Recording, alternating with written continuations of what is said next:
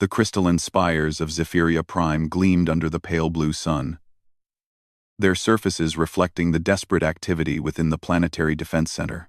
Commander Vex High of the Galactic Coalition pressed his four-fingered hands against the tactical display, watching red dots multiply across the star map like a spreading infection. The Void Swarm had broken through the outer defense grid, and their bioships were heading straight for the core worlds. How many? Vex High asked, though he dreaded the answer. 17,000 confirmed contacts, replied his tactical officer, her voice trembling despite years of military training. More are emerging from dark space every minute. Our fleets are falling back on all fronts. The Void Swarm had appeared 3 cycles ago from the galactic rim, a massive collection of organic vessels that consumed everything in their path. They converted matter into more ships, more weapons, more of themselves. Every victory against them was Pyrrhic, as destroyed swarm vessels simply fed their growth elsewhere. Vex High's antennae twitched in frustration. The Coalition had tried everything. Their most advanced battleships barely scratched the swarm's living hulls. Quantum weapons were absorbed and converted into bioenergy. Even their experimental phase-shift bombs only delayed the inevitable advance. "Sir," called out Science Officer Talmora from her workstation, "I may have found something in the ancient archives." Vex High turned toward the young Altarian, whose blue-scaled face was illuminated by scrolling text on her screen. "Ancient archives? Now is hardly the time for archaeology. It's a summoning protocol, sir. Used by the predecessors during the Dark Tide Wars, over 50,000 years ago." Talmora's voice carried a note of excitement that seemed inappropriate given their circumstances. "They called it the last resort contingency. Summoning what exactly? Unknown entities from parallel dimensions. The records indicate they successfully called forth beings capable of turning the tide of impossible wars." She paused, her large eyes meeting his. "The translation is incomplete, but it mentions warriors from the realm of endless conflict, and those who have known only war since their birth among the stars." Vex High's tactical display chimed ominously. The swarm had broken through another defense line. 3 more worlds had gone dark in the past hour. Billions of lives, snuffed out or converted into biomass for the enemy's expansion. "What are the risks?" he asked. "Unknown, sir. The archives are fragmentary. But the predecessors survived the Dark Tide Wars, so the summoning must have worked." Talmora hesitated. "There are warnings about entities beyond our understanding, and something about the price of salvation. But the context is lost." The bridge fell silent except for the steady stream of distress calls flooding their communications. Entire star systems were crying out for help that wouldn't come. The Coalition Navy was retreating on all fronts, buying time that was running out faster than anyone wanted to admit. "How long would it take to prepare this summoning?" Vex High asked. "The ritual requires precise stellar alignments and massive energy expenditure. We'd need to channel the output of 3 solar collection arrays through the ancient amplification chambers beneath the surface." Talmora checked her calculations again. "All this stop, approximately 6 standard hours, assuming we can find enough qualified technicians who understand predecessor technology. 6 hours." Vex High looked at the tactical display again. At their current rate of advance, the swarm would reach the core worlds in 4 days. If this summoning could bring allies capable of stopping them, it was worth the risk. "Do it," he commanded. "Authorization code Omega-77. Initiate the last resort contingency." The next few hours passed in a blur of activity. Ancient machinery that hadn't been activated in millennia groaned to life in the depths of Zephyria Prime. Technicians worked frantically to decipher predecessor control systems, while engineers rerouted power from across the planet. The very air hummed with building energy as massive capacitors charged with the fury of captured stars. Talmora stood before the primary summoning array, a complex arrangement of crystalline formations that seemed to bend light in impossible ways. The chamber around them was vast, carved from living rock by beings who had mastered forces the Coalition barely understood. Glyphs along the walls glowed with increasing intensity as the ritual approached its climax. "Energy levels at 90%, reported one of the technicians. "The stellar alignment will be optimal in 30 minutes. Vex High watched from the observation deck, his stomach churning with a mixture of hope and terror. What were they about to unleash upon the galaxy? The predecessors had been advanced beyond imagination, yet even they had resorted to summoning unknown entities to save their civilization. What did that say about the nature of the forces they were calling? "Sir, we're receiving reports from the front lines," his aide whispered urgently. "The swarm has accelerated their advance. They'll reach the Centauri cluster in 2 days, not 4. 2 days. Vex's High closed his eyes and tried to calculate the millions of lives that would be lost if this desperate gambit failed. The coalition had 47 member species across thousands of worlds. If the summoning brought nothing but empty space, they would all fall to the endless hunger of the Void Swarm. "Beginning final preparations," Talmora announced. "All personnel to minimum safe distance." The crystalline array began to resonate, producing a sound that seemed to bypass the ears and vibrate directly in their bones. Reality itself appeared to shimmer around the formation, as if the fabric of space-time was being stretched thin. Energy readings spiked beyond the scales, forcing technicians to shield their instruments. "Stellar alignment achieved," someone called out. "Initiating dimensional breach in 10, 9, 8. Vex High held his breath, watching as the air above the array began to twist and fold. Whatever was about to happen would determine the fate of countless civilizations. 3, 2, 1. A brilliant flash filled the chamber, forcing everyone to shield their eyes. When the light faded, a swirling portal hung in the air above the array, its edges crackling with exotic energies. Through its depths, they could see stars, but not their stars. The constellations were wrong, alien, arranged in patterns that hurt to contemplate. For a moment, nothing happened. The portal simply hung there, showing glimpses of an unknown cosmos. Then Vex High heard something that made his blood run cold. A sound like distant thunder, growing steadily closer. "Are those engines?" whispered one of the technicians. The thunder became a roar, and shapes began to emerge from the portal. Massive, angular forms that dwarfed the largest coalition battleships. Hull plating that gleamed with the dull sheen of functional metal rather than decorative aesthetics. Weapon arrays that bristled with obvious intent. "By the ancestors," Talmora breathed. "How many ships are coming through?" The first vessel to fully emerge was a kilometer-long behemoth, its hull scarred by countless battles. Gun turrets the size of buildings tracked across their surroundings with mechanical precision. Behind it came another ship, then another, then dozens more. The portal stretched wider, accommodating larger and larger vessels. Vex High's communications officer suddenly straightened. "Sir, we're receiving a transmission from the lead vessel. Audio only, but it's being translated by the portal's energy field somehow." "Put it through." A voice filled the chamber. Deep, gravelly, unmistakably predatory. It spoke in accented tones that suggested a species accustomed to conflict. "This is Admiral Sarah Chen of the Terran Defense Force. Commanding Task Force Retribution. We received your distress call through the dimensional breach. What's your situation down there?" The humans had arrived, and they had brought an entire fleet.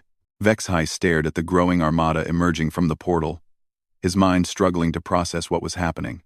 Each new ship was a study in efficient lethality, built for war rather than exploration or diplomacy. These weren't peaceful explorers or merchants. They were warriors, just as the ancient texts had promised. "Respond, sir," prompted his communications officer. Vex High found his voice with effort. "This is Commander Vex High of the Galactic Coalition Defense Force. We are under attack by an overwhelming enemy force. Our situation is..." He paused, watching another massive warship clear the portal. "Desperate." "Understood, Commander. We're reading massive hostile fleet movements on our sensors. Transmit tactical data and enemy capabilities. Task Force Retribution is moving to intercept." As if summoned by those words, dozens more ships poured through the portal. Sleek destroyers, massive carriers, ships of classes Vex High couldn't even identify. The humans hadn't just sent a response team, they had sent a war fleet. The portal continued to expand, and still more ships emerged. Vex High realized with growing amazement that this wasn't even the full extent of human naval power. This was just what they had ready to deploy through an untested dimensional gateway into an unknown situation. What kind of species traveled the stars with fleets like this ready at a moment's notice? His question would be answered soon enough. The Void Swarm was about to encounter something they had never faced before. Beings who had spent their entire existence fighting wars among the stars, who had turned conflict into an art form, and who had just arrived in force to face a new enemy. The real battle was about to begin. Admiral Sarah Chen stood on the bridge of the UTS Indomitable, watching the tactical display update with information from the Coalition's databases. The Void Swarm was unlike anything in the Terran Defense Force's extensive enemy catalog, but that didn't concern her. Humanity had faced the unknown before and emerged victorious. "Ma'am, we've completed our analysis of the enemy fleet composition," reported her tactical officer, Lieutenant Commander Torres. 17,000 bioships of varying sizes, moving in coordinated swarms. Their technology appears to be organic-based, with rapid regeneration capabilities. Sarah studied the data streams flowing across her screens. The Coalition's previous engagements showed a disturbing pattern. Conventional weapons barely scratched the enemy hulls, and destroyed vessels somehow contributed to the growth of nearby swarm ships. It was a nightmare scenario that would have broken most civilizations. Fortunately, humanity wasn't most civilizations. "Contact the fleet commanders," she ordered. "I want a full tactical conference in 30 minutes. And get me a direct line to this Commander Vex High. We need detailed intelligence before we engage." The main screen shifted to show the Coalition commander, whose alien features couldn't quite hide his amazement at the human fleet deployment. Sarah had to admit she understood his reaction. Task Force Retribution represented less than 8% of the Terran Navy's active strength, yet it still numbered over 300 vessels of various classes. "Commander Vex High, I need you to brief my tactical staff on everything you know about the Void Swarm. Capabilities, weaknesses, behavioral patterns. How did they appear, and what have they done to your worlds?" The alien officer's antennae twitched in what Sarah's cultural database suggested was anxiety. "Admiral Chen, I must warn you, we've thrown everything at them. Our most advanced weapons, experimental technologies, even our strategic reserves. Nothing has worked. They adapt to our attacks and use our own destroyed ships to fuel their growth." "That's noted, Commander, but I need specifics. What's their energy source? How do they coordinate across such vast distances? What happens to captured populations?" Over the next 20 minutes, Vex High provided a comprehensive briefing that painted a grim picture. The Void Swarm consumed entire biospheres, converting organic matter into ship components and fuel. They showed no interest in communication or negotiation. Their vessels regenerated damage rapidly, unless completely destroyed. And even then, the biomass was somehow recycled into nearby ships. Sarah listened with professional attention, making notes and asking pointed questions. Her years of experience fighting the Confederation wars had taught her to look for patterns others missed. Every enemy had weaknesses, even if they weren't immediately obvious. "What about their command structure?" she asked. "Are there capital ships, flagships, anything that seems to coordinate the others? We've identified larger vessels that appear to direct smaller groups, but destroying them only causes temporary disruption. The swarms reorganize within hours." "Interesting." Sarah pulled up the fleet disposition on her secondary screen.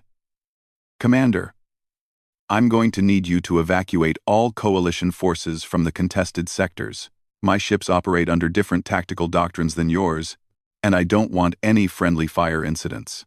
Vex High's expression showed confusion. "Admiral, with respect, our combined fleets might have a chance if we coordinate our attacks. Your ships are impressive, but the swarm has numerical superiority of nearly 50 to 1.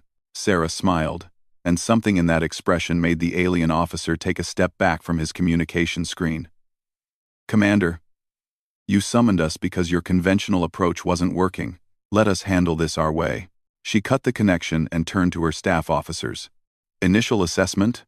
Fascinating enemy," replied Captain Martinez, her chief of staff. They've essentially created a perfect counter to standard coalition tactics. Overwhelming numbers, adaptive defense, resource conversion. No wonder they've been winning. But they've never faced human military doctrine, added Commander Kim from Intelligence. Their adaptation appears to be reactive rather than predictive. They counter what they've already encountered, not what they might encounter. Sarah nodded approvingly. Her staff was thinking along the right lines. Tactical recommendations? Hit them with something they've never seen before, suggested Torres. The coalition has been using energy weapons and conventional kinetics. We have options they don't. Agreed. What about their coordination methods? Still analyzing, but initial scans suggest some kind of quantum entanglement network, reported Lieutenant Park from the science station. Very sophisticated, but potentially vulnerable to the right kind of interference. Sarah pulled up the fleet roster on her command screen. Task Force Retribution was composed of vessels from 6 different human stellar powers, each bringing their own specialized technologies. The Mars Protectorate had contributed their latest stealth frigates. Europa's shipyards had provided heavy assault carriers. The Titan Collective had sent their experimental gravity manipulation ships. Most importantly, Earth herself had deployed 3 of her newest dreadnoughts, equipped with weapons that existed nowhere else in the galaxy. All ships. This is Admiral Chen. Prepare for immediate departure. We're moving to engage the Void Swarm at the Centauri cluster. Execute Battle Plan Omega. The human fleet began to move with practiced precision. Unlike the Coalition's tendency toward formation flying and coordinated broadsides, the human ships spread out in seemingly random patterns. Some accelerated ahead at maximum speed while others held back. Several vessels simply vanished from sensors, their stealth systems engaging. Commander Vex High watched from his observation post on Zephyria Prime, trying to understand human tactics. It looked like chaos, but his tactical computers insisted there was an underlying pattern too complex for Coalition systems to analyze. "Sir," reported his communications officer, "the human fleet has just achieved faster-than-light travel, using methods our sensors can't identify. They'll reach the Centauri cluster in 12 hours. 12 hours. The Coalition's fastest ships would need 3 days to make the same journey. How had humanity developed such advanced propulsion technology while still being unknown to galactic civilization? The answer came 6 hours later when the first reports reached them from the contested zone. The Void Swarm had been advancing on the heavily populated Centauri system, their bioships preparing to consume 3 industrial worlds. Then, the humans had arrived. "Admiral Chen is transmitting on general frequencies," announced the communications officer. "She wants all Coalition forces to observe and learn."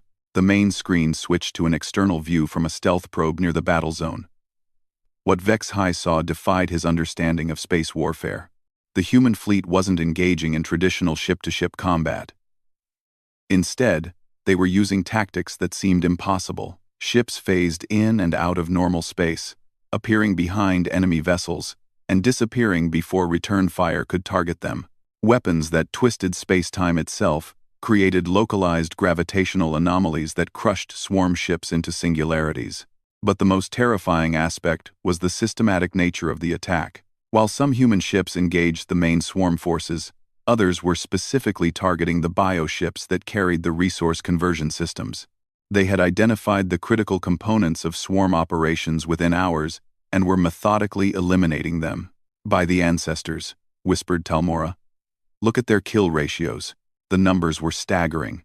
In 30 minutes of engagement, the humans had destroyed over 400 swarm vessels, while losing only 3 of their own. But more importantly, the destroyed bioships weren't regenerating or feeding nearby vessels. Whatever weapons the humans were using prevented the swarm's adaptive recycling. "How are they doing that?" Vex High demanded. His science officer was studying the sensor readings with wide eyes. "They're not just destroying the ships, sir. They're unmaking them, converting the organic matter into base elements that can't be reprocessed. It's like they're using entropy itself as a weapon." On the screen, a massive swarm biocruiser, the type that had shrugged off Coalition battleship fire, simply ceased to exist as a human dreadnought, fired something that looked like a beam of nothingness. The space where the enemy ship had been showed, no debris, No energy signature, nothing at all. Admiral Chen, this is Commander Vex High. What kind of weapons are those? The human admiral's voice came through clearly despite the battle raging around her ship. Vacuum decay generators, Commander. We learned a long time ago that sometimes you have to make your enemies stop existing rather than just destroying them. Vacuum decay generators. The term sent chills through every coalition officer who heard it. Vacuum decay was a theoretical process that could unravel matter at the quantum level, potentially destroying entire star systems if uncontrolled. These humans were using it as a standard naval weapon. The battle continued for another hour, but the outcome was never in doubt. The Void Swarm, which had seemed unstoppable against coalition forces, was being systematically dismantled by human tactics and technology. Their numerical advantage meant nothing when human ships could phase in and out of normal space at will.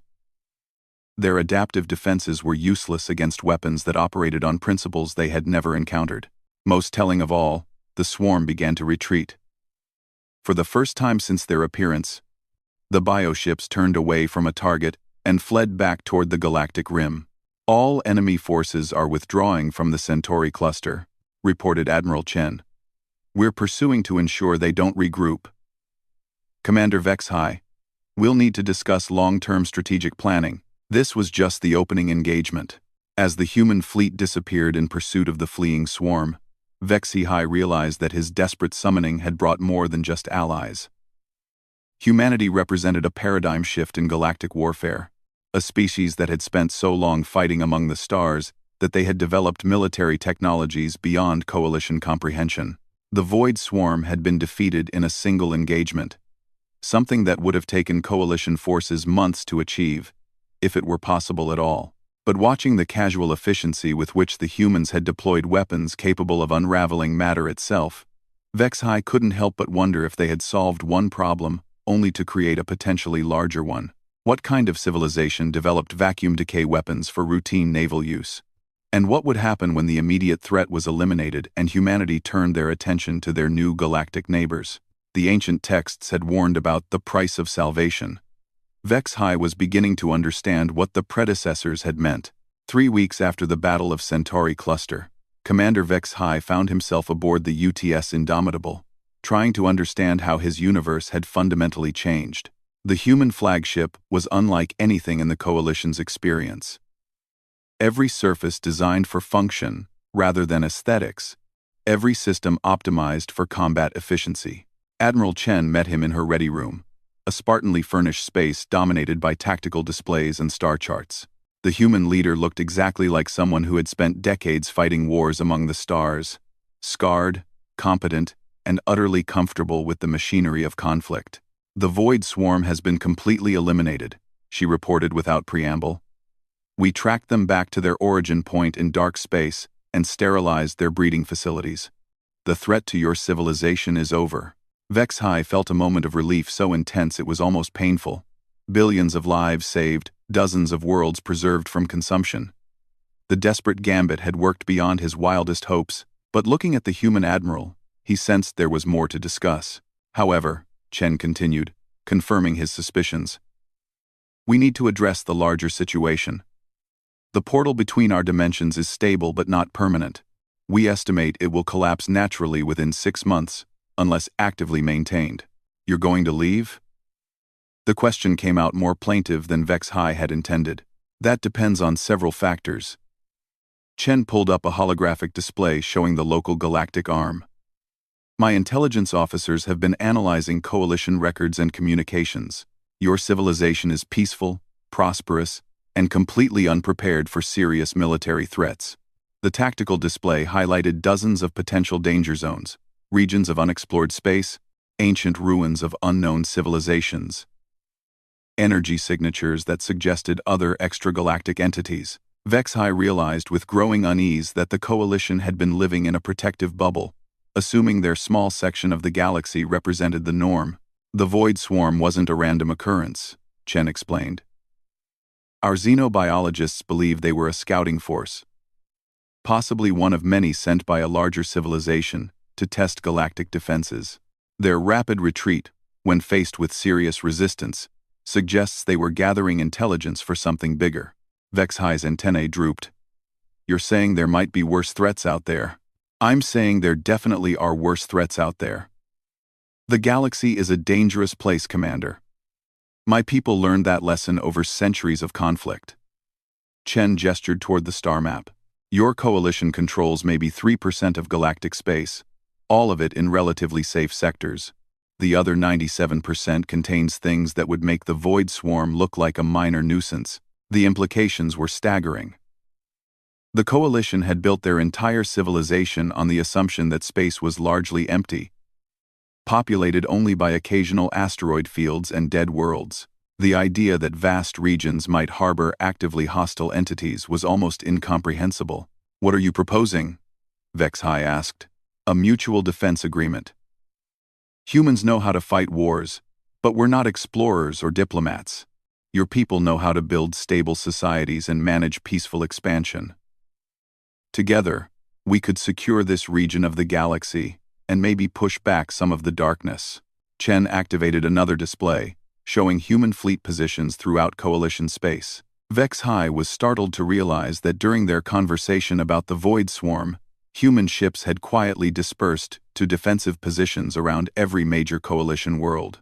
You've already begun, he observed. We protect our allies, Commander. That's what military forces do. Chen's expression softened slightly. But we won't impose ourselves on unwilling partners. If the Coalition votes to refuse our assistance, we'll withdraw to our dimension and seal the portal behind us. You'll never see us again. The offer was simultaneously generous and terrifying. Human protection would guarantee Coalition security against external threats. But at what cost? These people wielded weapons that could unmake matter itself and treated vacuum decay as a standard military tool. What would you want in return? Basing rights for our fleets, access to Coalition industrial facilities for maintenance and repairs, and formal recognition as allies rather than occupying forces. Chen paused. We're not conquerors. Vex-High. We have our own territory in our dimension, but we are warriors, and warriors need a purpose beyond simple survival. Over the following days, Vex-High toured human facilities and observed their personnel in action. What he found challenged every assumption the Coalition had held about military cultures. Yes, humans were incredibly efficient at violence, but they were also highly disciplined, surprisingly intellectual, and genuinely protective of civilian populations. He watched human engineers work alongside Coalition technicians to improve planetary defense systems. The humans didn't simply impose their technology. They adapted it to work with existing Coalition infrastructure, creating hybrid systems that were more effective than either approach alone. More importantly, he observed how human military personnel interacted with Coalition civilians. There was no swagger, no intimidation, no sense of superiority. The humans seemed to understand that their role was protection, not domination. Your people are not what I expected, he told Admiral Chen during their final meeting. What did you expect? Conquerors, aggressive expansionists, species that develop weapons like yours usually want to use them for territorial gain. Chen nodded thoughtfully. We tried that approach once, back when we were confined to a single star system. Humans fought each other for thousands of years before we learned to direct our aggression outward. We've had plenty of practice distinguishing between enemies and potential allies. She pulled up one final display, showing long-range sensor contacts beyond Coalition space. Dozens of unknown signatures, some moving with clear intelligence, others following migration patterns that suggested vast nomadic civilizations. The universe is full of predators, Vex-High. Some of them make the Void Swarm look primitive. Your people summoned us because you needed warriors, and we answered because that's what we do. But this can't be a one-time arrangement. Either we establish a permanent alliance, or you'll face the next threat alone. The vote was held across all Coalition worlds, with every member species participating. The debate was intense, fear of human military power balanced against the clear evidence of protective intent. Some argued that humanity represented a greater long-term threat than any external enemy. Others pointed out that external enemies were guaranteed, while human intentions could potentially be managed through diplomacy. In the end, the choice was made by practical necessity rather than abstract philosophy. The coalition had been shown how dangerous their galaxy truly was, and they knew they couldn't face those dangers alone. The Mutual Defense Pact was signed on Zephyria Prime, in the same chamber where the desperate summoning had been performed. Admiral Chen and the Coalition Council representatives affixed their signatures to a document that would reshape galactic politics for centuries to come. To new allies and old enemies, Chen said, raising a glass of human whiskey. To those who answer the call, replied Vex High, lifting his own glass of Altarian wine. As they drank, the portal between dimensions stabilized into a permanent gateway. Human ships would patrol Coalition space, ready to face whatever emerged from the dark between stars. Coalition worlds would provide the industrial and logistical support needed to maintain such a vast defensive network. But more than that, both civilizations would grow stronger through contact with the other. Humans would learn that there were ways of building society beyond military necessity. The Coalition would discover that strength and peace were not mutually exclusive concepts. The ancient texts had spoken of the price of salvation, but Vex High was beginning to think the predecessors had been wrong about one thing. Sometimes the price of salvation was not a burden to be endured, but an opportunity to become something greater than you were before. Outside the chamber windows, human patrol ships moved in formation with Coalition vessels, their crews learning to work together despite radically different backgrounds and capabilities. It was a sight that would have been impossible just weeks ago. Predator and prey becoming partners in the face of greater threats. The galaxy was still dangerous, still full of unknown enemies and ancient terrors. But now it faced them with a new alliance, one that combined Coalition wisdom with human strength. The Void Swarm had been defeated, but more importantly, two civilizations had found in each other what they had been missing. The humans had found a cause worth protecting. The Coalition had found guardians worthy of trust. And in the depths of space, where things older than both civilizations stirred in response to the changing balance of power, new threats began to take notice of the alliance that had just been born. The Void Swarm had been a test, a probe to measure galactic resistance. That test had failed dramatically, but the entities behind it were already adapting, already planning new approaches. The next conflict would require everything both species had learned from each other, but that would be a challenge for another day. For now, humans and Coalition members worked side by side, building defenses and forging friendships that would define the future of their corner of the galaxy.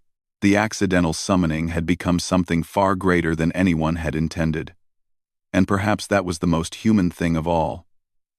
Turning a desperate mistake into an opportunity for mutual growth and protection. The stars themselves seemed brighter with the knowledge that they were no longer alone in the darkness.